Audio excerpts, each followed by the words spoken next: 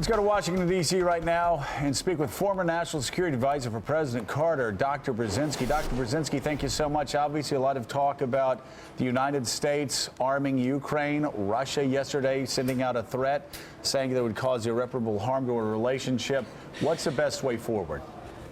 The best way forward is to do what is clearly necessary. Russia is using force to destabilize Ukraine, to prevent it from joining the European community. And if it prevails in doing so, the alliance, the NATO alliance, will be proven to be empty. And then, of course, the Baltic states will be next on the line. So a lot is at stake. This doesn't mean that we have to plunge into some huge war, but we certainly have to assert ourselves more clearly, more decisively, more convincingly, particularly to the Russians. We have Chuck Todd, Meet the Press in Washington. Chuck has a question. Chuck. Dr. Brzezinski, today Susan Rice is supposedly laying out a new national security strategy, or at least a new sort of foreign policy strategy of some sort here, and how they're going to handle ISIS and how you deal with Ukraine. How much do you believe that the administration is making too many decisions almost through the prism of Iraq war syndrome?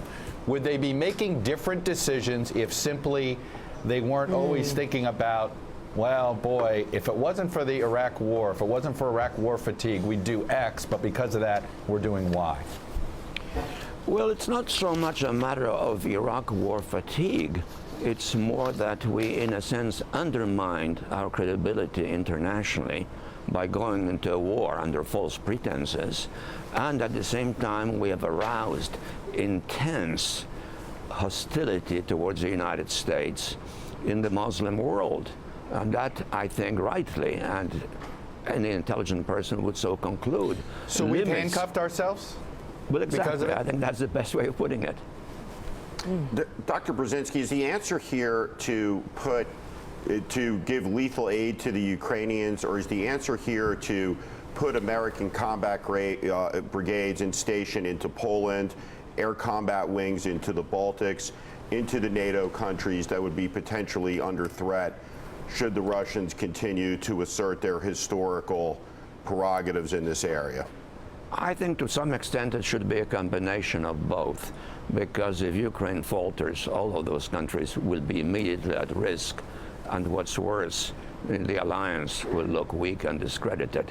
But bear in mind that when I first raised the idea of giving some weapons to the Ukrainians, it was a year ago exactly, I also said we ought to reassure the Russians that our long-term objective or short-term objective is not, I repeat, is not Ukrainian membership in NATO, because that will be a dagger pointed right at the heart of Russia, namely Moscow, geographically if you look at the map. So I think we have to give them that assurance. Now, if they still persist, in spite of being given that assurance, to try to undermine Ukraine and set in motion all of these negative consequences, what choice do we have except withdraw from Europe altogether? Because if NATO collapses, the alliance is really empty. Sam Stein's with us. Dr. Brzezinski, want to switch a little bit here, but I was curious what your thoughts were on Benjamin Netanyahu's planned speech before the House of Representatives. It's obviously caused a lot of controversy domestically for the political ripples it'll have. I'm curious what your thoughts are on that. Well, I think it's an odd way for the Speaker to proceed in a country which has constitutional traditions, has, of course, enormous respect for the Congress, but also one in which the President is the ultimate decision maker when it comes to national security. And in this transparent effort to undermine the President, I think the country is being not serviced well. I hope the Speaker has enough guts to pull the invitation back, or I hope Netanyahu has enough smarts to find some reason for not coming. Interesting. All righty then. Dr. Zbigniew Brzezinski, thank you. Thanks, Dad. See you soon. Very well.